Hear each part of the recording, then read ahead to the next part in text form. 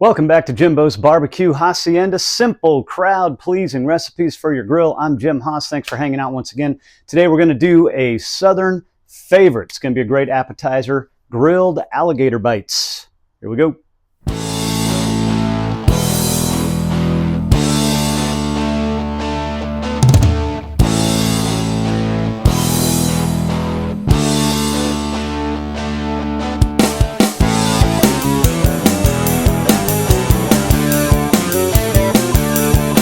All right, alligator bites. What will we need for this? Actually, not much.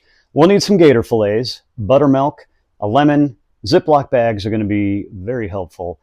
Seasoning of your choice. This is something I've been finding in my travels, pretty readily available now anywhere in the country. Tony Chachere's Creole seasoning. Originated out here in South Louisiana. Used to be a little bit hard to find, but now I'm seeing it everywhere. So that's highly recommended for something like this. But really, any seasoning of your choice. Salt and pepper will work just fine on this too. Any kind of dipping sauce is going to be good, and as an option, I like to use remoulade sauce, which that's something you may not be able to find in a lot of parts of the country, and we'll kind of get into that later in the video. Now, there is a story behind all this get up, and we'll get into that a little bit as well. But where does one get gator fillets? Well, if you're in South Louisiana, anywhere.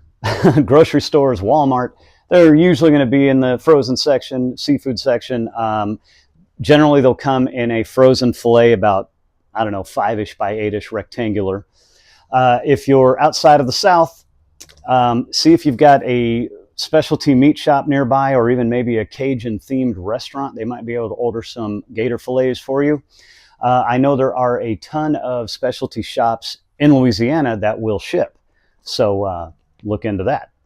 All right, now as far as this fashion statement, when I'm traveling the country, and gator bites is one of my go-tos because it always gets a reaction. It's something that people don't have every day. Most restaurants are going to even blacken it or deep fry it, and that's just a quick and easy way to do it.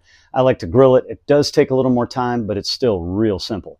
So usually the conversation goes like this. I'll be somewhere, let's just say Salt Lake City, Utah. Usually the best reactions. Gator bites, come and get your gator bites. That's not really gator, is it? And I say, well, actually, yes, it is. Where are you going to get gator around here? And I say, I shipped it from home. And then inevitably, they always ask me, where do you live? I step back and say, you get one guess. It's kind of a fun story and a great reaction every time. All right, let's get to some prepping. Once your gator fillet is completely thawed out, carefully take it out of the packaging and slide it into a Ziploc bag. 1 gallon Ziploc bags work great for this. You can even get 2 or 3 fillets in one bag if you're feeding a lot of people.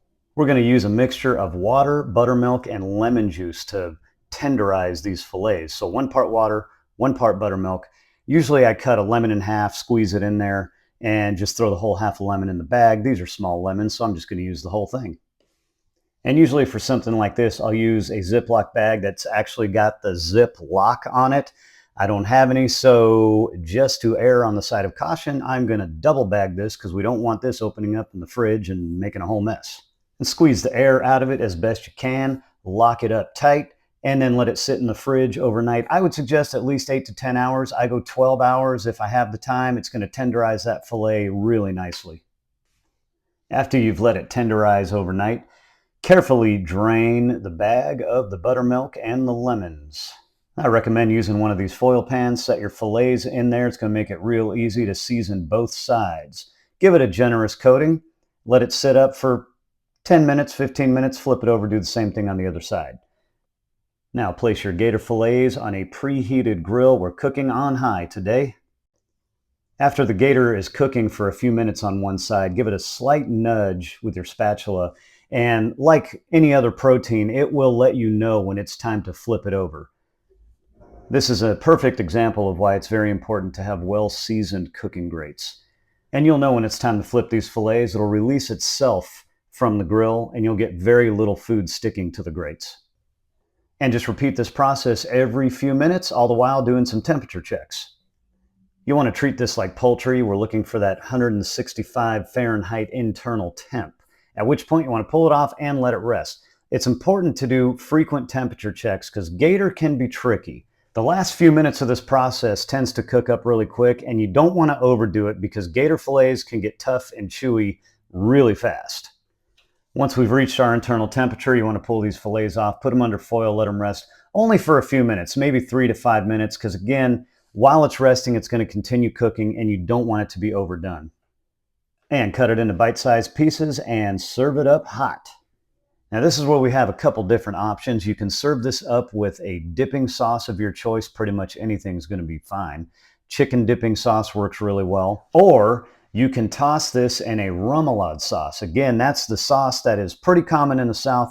Might be a little tricky to find remoulade outside of the southern states, but if you can, this really adds another level.